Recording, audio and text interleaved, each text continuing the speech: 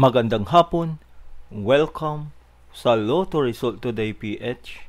Narito ang mga resulta para sa 5 PM draw, November 18, 2025. Para sa resulta ng 2D Lotto, 19 at 5.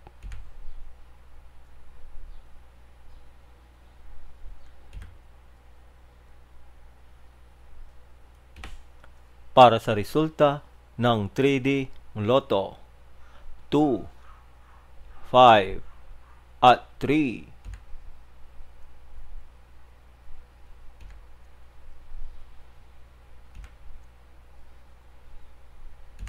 At yan ang mga resulta ngayong 5 PM draw.